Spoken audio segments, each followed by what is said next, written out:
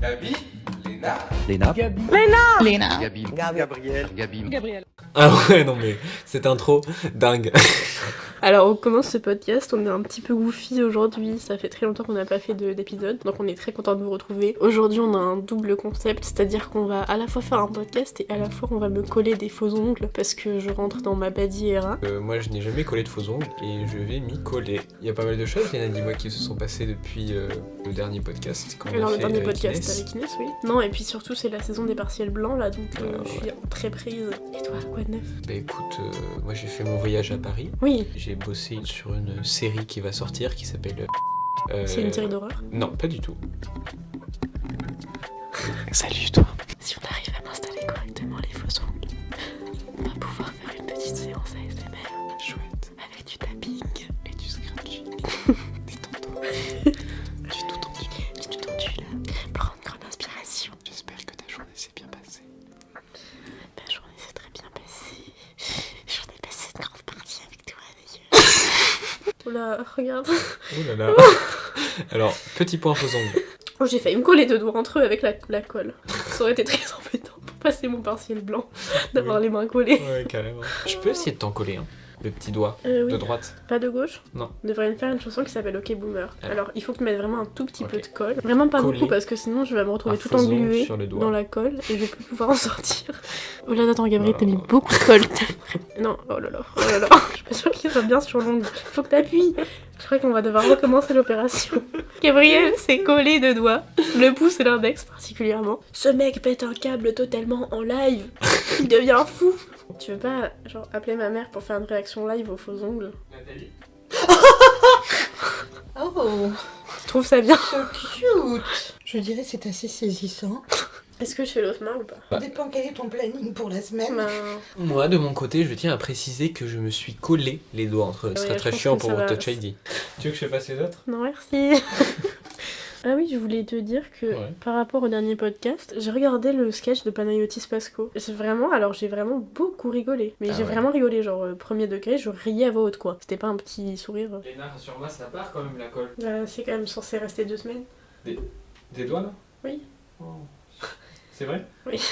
Le but escompté est maîtrisé et pendant 2 semaines, je vais être condamné à ouvrir mon téléphone avec mon code. Pour un tech boy comme toi. Voilà, c'est ça. C'est mec un qui est dans la comble. tête. Alors pour notre chronique culture du jour, nous accueillons une invitée De marque. de marque. C'est Nathalie, alors je viens juste de pop-up. Comment conjuguer le verbe pop-up?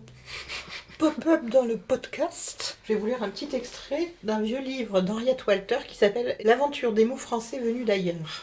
Ah. Des mots qui racontent une histoire. Il y a des mots empruntés dont la forme permet de comprendre aisément l'origine, comme bouquin par exemple, qui a été emprunté au moyen néerlandais Bolskline, diminutif de boek, livre. Mais pourquoi dit-on d'un homme mis en prison qu'il a été écroué? Ce verbe en fait n'a rien à voir avec l'écrou qui se visse, qui lui est d'origine latine, mais il doit être relié à un autre mot de même forme qui avait été emprunté par l'ancien français au néerlandais et qui désignait un lambeau de tissu. Plus tard, il prend le sens plus précis de bande de parchemin, puis de registre, où l'on inscrivait les noms des prisonniers. S'il est vrai que le français a si parfaitement intégré ses emprunts au néerlandais, les mouvements des mots ne sont pas produits à sens unique, et le néerlandais, de son côté, fourmille de mots venus du français. J'espère qu'il n'y a pas de néerlandais dans le public parce que sinon ils vont te flageller pour ton Pour accent. mon accent, je m'en excuse par avance. C'était une petite aparté exotique, Ouais. mais néanmoins, je pense, utile. Tout à fait. Et c'est donc l'histoire du voyage des mots nomades qui nous viennent d'autres contrées. Eh bien, merci beaucoup pour cette petite aparté littéraire. Les mots... Les mots te connaissent. Mais tu connais les mots. Le Vous mot. connaissent. Le temps du mot, le temps du récit, le temps de la distraction. Mais sérieusement, c'est vrai que c'est quand même passionnant de voir à quel point notre langue est faite de toutes les autres. Absolument. De tout temps, la langue française s'est enrichie de toutes les cultures occidentales, orientales. Oui, sans arrêt, parce que l'histoire des langues, finalement, ça raconte l'histoire des peuples. Mm. Ça raconte l'histoire des frontières, l'histoire des migrations, l'histoire des emprunts, l'histoire des dons, mais ça raconte surtout l'histoire des êtres humains. Exactement, et l'histoire aussi des valeurs, et l'histoire des concepts qui ont été créés par le temps et qui ont migré. Oui, c'est très pertinent parce que ce que tu dis, c'est-à-dire que ça implique la notion de nécessité. Pourquoi est-ce qu'une langue va à un moment donné emprunter des mots à une autre langue? C'est qu'à un moment donné, ça a une fonction, ça répond à un besoin, à une nécessité. Mais il ne faut pas perdre de vue que le langage est toujours le véhicule de la pensée. Et donc parler, c'est penser. Oui, alors on peut se poser la question, est-ce que c'est la langue qui forge notre pensée ou est-ce que c'est notre pensée qui nous fait forger notre langue? Il y a par exemple le mandarin dans lequel il y a des classificateurs qui sont des mots qu'on n'a pas du tout dans la langue française et dans la plupart des langues latines. Et donc les classificateurs vont se rajouter avant certains mots pour certaines catégories. Par exemple les choses longues et fines comme les pinceaux ou plein d'autres catégories de choses que nous on ne classifierait pas du tout ensemble ou qui nous paraissent pas compatibles. C'est-à-dire c'est une approche que nous on qualifierait de poétique. Et dans le film Patterson de Jim Jarmusch, il est super, qui est un très beau film sur un chauffeur de bus avec Adam Driver, voilà, qui joue donc un poète, chauffeur de bus qui écrit de la poésie, et à la fin il rencontre un poète japonais qui écrit des haïkus, qui lui dit Poetry in translation is like taking a shower with a raincoat on. Donc traduire de la poésie c'est comme prendre une douche avec un ciré. Oui, on dit aussi que traduction est trahison. Oui, et c'est pour ça que je te disais la dernière fois, on est allé à la librairie, on cherchait des poésies, que moi j'aime bien les éditions bilingues dans les langues que je peux lire, donc comme l'anglais ou le russe que j'essaie de lire, mais c'est toujours plus intéressant d'avoir la version originale, même si on n'a pas une complète... Parce qu'on peut chercher, on peut effectivement s'amuser à piocher les mots et à les comprendre. D'ailleurs, c'est assez amusant. La dernière fois, Nathalie, tu nous lisais un poème que tu avais écrit dans une langue que tu avais inventée. Finalement, même s'il n'y avait pas de mots que je connaissais, je comprenais les concepts, ou du moins j'essayais de comprendre, j'essayais de penser le sens des mots que tu as inventés, et ça me fait penser un peu aussi à la musique Sodadé, je sais pas si vous connaissez, de Pierre Barou, exactement, qui parle de Sodadé, c'est un concept brésilien qui désigne une forme de nostalgie, mais effectivement il en parle, hein, on peut pas retranscrire ce concept, et seuls les Brésiliens comprendront. Ça rejoint précisément ce dont on parlait. Tout à l'heure, tu parlais du poème que je vous ai fait entendre l'autre jour. En fait, c'est un concept de poésie sonore. Le principal en poésie, pour moi, c'est d'abord la liberté de proposition, mais surtout la musicalité. C'est-à-dire, tu peux entendre des mots dont tu ne comprends pas la signification, mais leur phonétique, leur musicalité va être un chant. Et je crois que si on comprend la musique des mots, on comprend la poésie. Et la poésie sonore, c'est intéressant parce que c'est une pratique qui permet énormément de liberté. Et c'est marrant parce que dans la langue anglaise, qui est une langue très pragmatique, on trouve beaucoup de mots qui dans le son et le sens. Voilà, dans le son et le sens. Par exemple, le knock on the door. Le knock, c'est vraiment le son qu'on entend. Ça illustre parfaitement le propos. C'est-à-dire c'est d'abord le son et donc la musicalité du phonème qui va déclencher soit une compréhension et du sens, soit une appréciation chez l'auditeur, ou alors, encore mieux, déclencher un imaginaire en lien avec ce son. Et c'est pour ça que tout est possible en poésie. Ouais, c'est ça qui est assez fou. Moi, j'avais assisté à Paris à une lecture de poèmes dans une dizaine de langues. En fait, c'était des Irlandais qui organisaient ça. Mais oui, effectivement, il y avait des mots que je comprenais, des phrases que je comprenais. Et on dit que les Irlandais sont un peuple de poètes. C'est un sujet infini, la poésie. Oui. Là, si vous me lancez là-dessus... Oui, mais moi aussi, là, je suis en train de chercher avidement dans ma bibliothèque qu'est-ce que je pourrais lire à tout prix. Mais parce que là, par exemple, j'avais acheté chez Ombre Blanche deux recueils de poèmes. Un de Pablo Neruda, les deux sont des éditions bilingues. Et un de Pier Paolo Pasolini, donc le cinéaste, qui est un recueil de sonnets. Alors là, par exemple, un poème qui n'a pas de nom, qui est une... je sais pas trop ce que c'est une sorte d'énumération de noms. Banfi, Angelucci, Shepard, Moore, Honorati. Et la traduction, Banfi, Angelucci, Shepard, Moore, Honorati. Le principe de l'énumération, je trouve ça très beau et très riche parce que c'est d'une simplicité enfantine. Il y a une chanson de Charles Trenet comme ça qui s'appelle Il y avait, et il énumère comme ça, c'est des phrases tout simples. Il énumère des souvenirs qui sont à la fois des souvenirs de jeune homme et puis des souvenirs de sa vie d'adulte, et ce sont un peu comme des polaroïdes. C'est un très bon exercice parce que là on est sur la question de la forme. Mais précisément l'écriture, la littérature en particulier et la poésie a cette spécificité que contrairement aux autres disciplines artistiques, la forme et le fond. Le fond et la forme se confondent.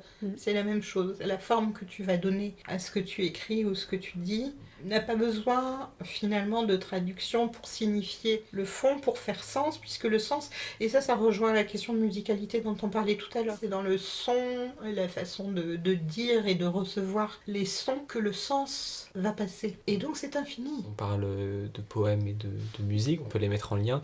Toi, est-ce que tu aurais des exemples à nous donner de poèmes qui ont été mis en chanson? Alors, moi j'en ai un exemple. Ouais. Par exemple, bon, c'est assez connu, c'est Georges Brassens qui a repris Les Passantes d'Antoine Paul. Oui, c'est très réussi. C'est assez réussi.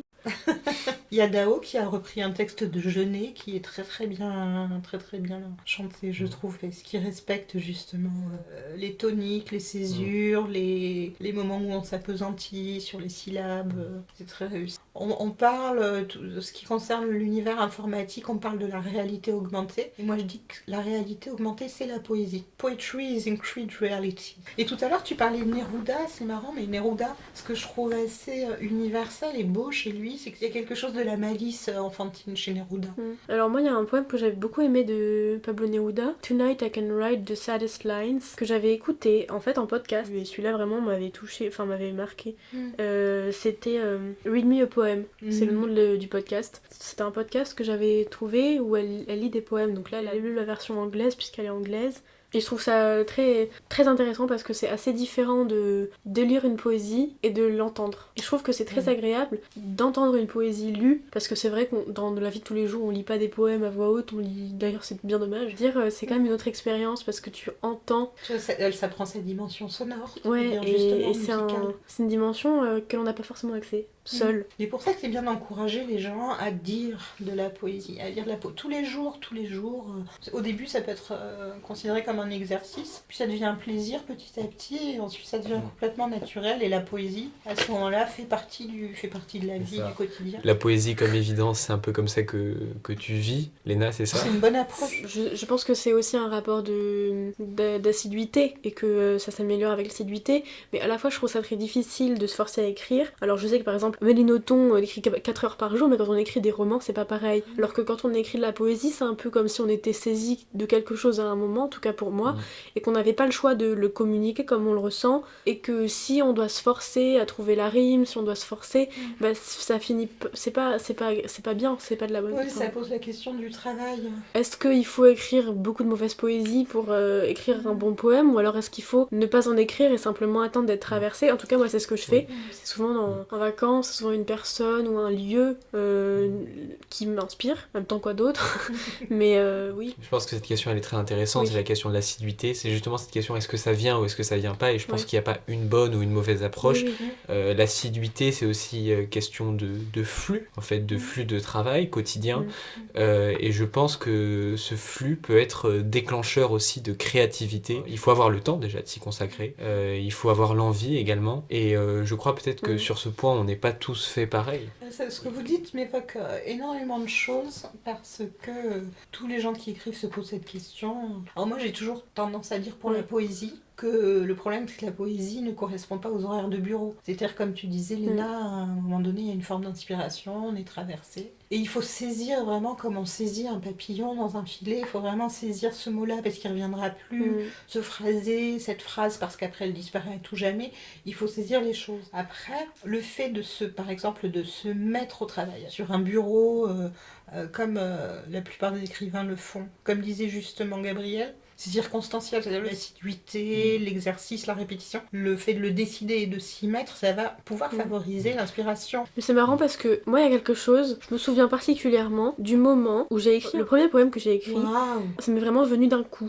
Je pense pas que ce soit un forcément bon poème ou un de mes mieux, mais en tout cas, je me souviens particulièrement qu'il me l'est venu comme ça, que j'étais dans mon lit et qu'il m'est tombé dessus. C'est joli, dans ton poème, il y a un côté très gustatif. Et on sent le plaisir, justement, ce plaisir gustatif des mots. Oui, il y a cet aspect très sensuel aussi dans la poésie, c'est-à-dire presque gustatif.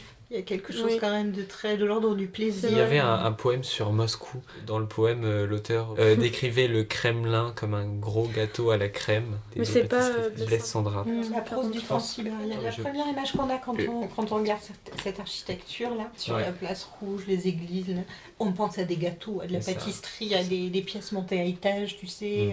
Oui, c'est un très long poème, très beau. Tu veux le lire? Il est un peu long, mais on regardera un extrait si jamais. Le Kremlin était comme un immense gâteau tartare, croustillé d'or, avec les grandes amandes des cathédrales toutes blanches et l'or mielleux des cloches. Sandra, il utilise des mots très simples, grand, puissant. Ça résonne avec aussi l'universalité de la gourmandise. Mais oui, c'est tellement cinématographique, c'est tellement... Il a une puissance d'évocation et on a l'impression qu'il a été partout, Sandra. Il a pris des bateaux, il a pris des trains, il a aimé des femmes russes, il a fait la guerre, il a perdu un bras. Il a rempli son contrat de poète, s'il y en a un. C'est vrai. Il l'a rempli. C'est très juste ce que tu dis. Ah oui. Et il écrit formidablement bien sur l'état de poète. Qu'est-ce qu'il dit de cet état? J'aurais pas la prétention de paraphraser Sandra, c'est quand même un sommet, mais sa vie est un poème finalement. Il y a une adéquation chez certains artistes entre leur création et leur vie romanesque et échevelée, et une quête comme ça d'absolu un peu qu'on peut retrouver dans leur création.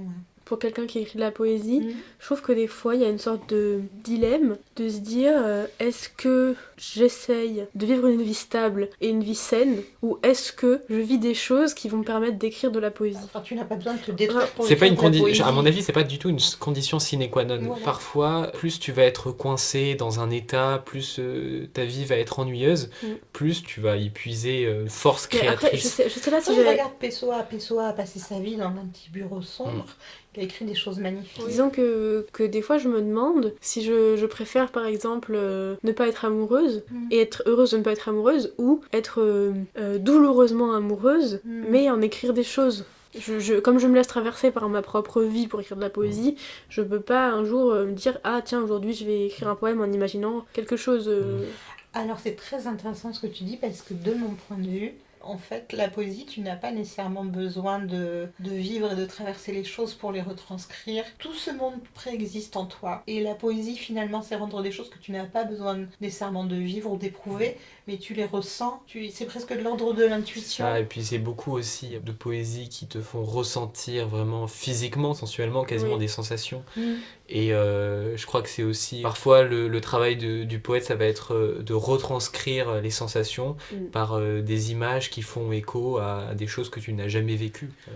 On peut parler d'énormes dunes, on peut parler d'espace, on peut parler de 1000 mètres sous terre. Je pense que de ce point de vue-là, on n'a pas aussi tous la même manière d'appréhender et d'écrire de la poésie. Oui, c'est certain. Moi j'ai tendance à beaucoup écrire avec ce que j'imagine. Disons que j'ai l'impression que toi, je sais pas si c'est commun à tant de gens que ça, mais l'imagination fait quand même beaucoup partie de ta façon de percevoir les choses, de ta vie. Ça peut être très sérieux dans ta manière d'écrire du cinéma, par exemple, d'écrire des scénarios, parce qu'il faut que tu les imagines. Tu peux pas juste les vivre et les écrire. Mais aussi de façon plus fantaisiste. Oui, on m'a parlé d'un petit personnage qui saute l'église. De la basilique. Moi j'adore. Donc en fait, moi j'ai eu un énorme fou rire. Un jour j'étais avec Léna au café et je regarde la basilique Saint-Cernin. Pour ceux qui ne sont pas toulousains, c'est la basilique par excellence. C'est le grand monument de Toulouse. Et donc j'imaginais en fait une sorcière qui tanguait sur la pointe, tout à fait en équilibre, et en fait ça faisait des millénaires et des millénaires qu'elle tournait autour du clocher contenancé, toujours à 2 doigts de tomber. Je trouvais ça marrant. Ah, c'est une image puissante. Oui, c'est très drôle, c'est très absurde. Il y a pas longtemps, c'était pendant une épreuve assez importante que je passais, donc une épreuve écrite, et en fait, d'un coup, je me suis dit que les souliers de l'examinatrice étaient très pointus, et j'ai commencé à les imaginer s'allonger, et ça m'a beaucoup fait rire, et du coup, je me suis un peu forcée de ne pas rire, parce que c'était quand même sérieux comme contexte, mais... D'ailleurs, tu me l'as raconté, ou comme Inès aussi, ça lui arrive beaucoup. Inès, elle a aussi ce genre de truc de vision. Comme dans le clip de Lily Allen, de Fuck You. En fait, si tu décides que tu peux changer les choses dans ta tête, tu peux arriver un jour en cours au boulot et décider que tout le monde s'allonge. Pour moi, c'est un de mes humours préférés, quoi, l'absurdité. Est-ce que vous ne trouvez pas que c'est une forme d'ivresse aussi? Ah si, totalement, c'est une forme d'ivresse de soi, c'est une forme d'ivresse du monde. Et est-ce que vous ne trouvez pas que c'est ce qu'on retrouve aussi dans la poésie? C'est une ivresse des mots, une ivresse de l'imagination. On peut se transposer n'importe où, comme tu disais, les dunes, sous la terre, etc. C'est une ivresse de manier les mots, de manier les sons, de manier la musique, de la langue. En fait, c'est une sorte d'amalgame de plein de choses. Vous connaissez, vous, des poèmes qui vous ont fait rire? Parce que moi, jamais. Alors, moi, oui, j'ai déjà beaucoup ri à cause d'un poème. C'était un poème que j'avais écrit moi-même, qui était une fable moyenâgeuse. Oh oui, mon Dieu, un fabliau médiéval. Des fabliaux moyenâgeux. J'en avais écrit un sur Inès également, mais il était un peu trop obscène pour que je puisse le lire au podcast. Donc, c'est l'histoire d'un valeureux chevalier. Je ris déjà, pardon. Par la contrée médiévale, vivement s'en allait à cheval, vœu de victoire il avait fait, devant rien ne renoncerait. Mais un jour, avec fracas, dans une taverne non loin de là, en haillons et à grands pas, advint son premier tracas. La gueuse était vilaine, le sabot gras et l'allure naine. Elle venait trouver son vassal pour lui montrer ses amygdales. Le suppliant, seigneur Valérian, de trouver vite un arracheur de dents. Si digne qu'il voulut rester, l'odeur de cette glotte le fit vaciller.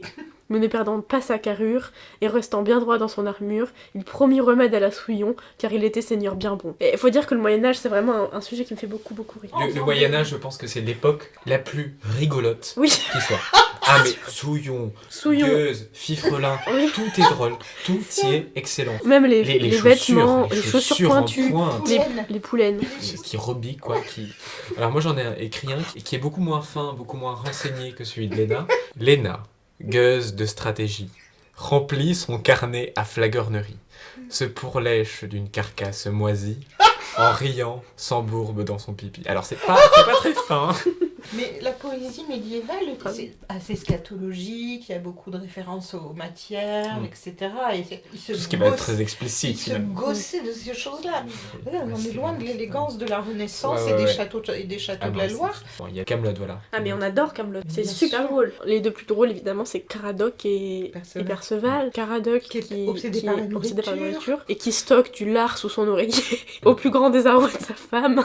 Et puis Perceval qui vient d'une contrée un petit peu lointaine, qui est un peu un chevalier très bené et qui a un jeu qui s'appelle le Slobby, je crois, c'est un truc comme ça. Un jeu de dés incompréhensible. Enfin, c'est vraiment ce que tu ressens quand quelqu'un t'explique un jeu, quand Lisa t'explique comment jouer au Dutch et que pendant une demi-heure tu ne comprends pas rien, voilà. Et que chaque carte a des règles différentes et que c'est incompréhensible. Et c'est complexifié au fur et à mesure des explications. Et c'est vraiment très très drôle. Et c'est bien la preuve qu'il y a matière à faire des choses intéressantes avec le Moyen-Âge. Oui. Le Moyen-Âge, c'est d'ailleurs la période historique qui a le plus de préjugés, d'idées reçues. À propos d'idées reçues du Moyen-Âge, on va accueillir une spécialiste du Moyen-Âge dans un ou deux podcasts. C'est une affaire de semaines, je dirais, avant que nous enregistrions ce podcast avec elle. Ah, nous avons hâte, Gabriel. Eh bien, par exemple, en termes d'architecture et d'art plastique, nous avons une vision du Moyen-Âge très noir, blanc, gris, souvent des tympans d'église très gris parce qu'ils n'ont pas été restaurés, et on imagine un monde comme ça très terne,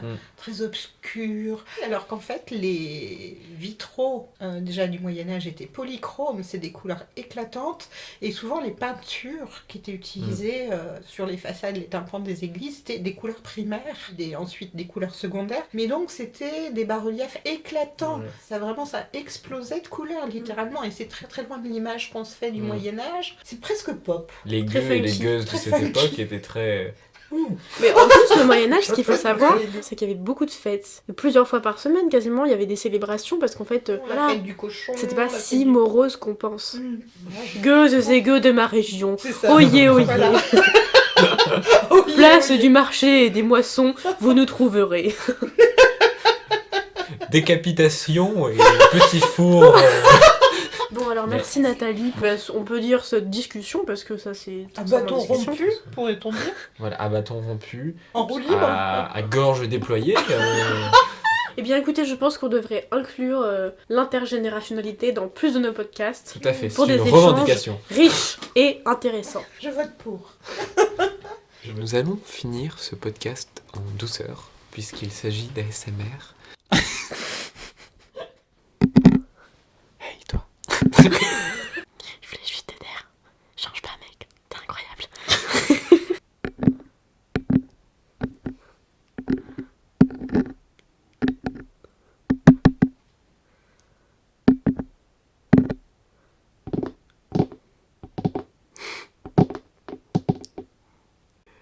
C'est très drôle ce qu'on fait là.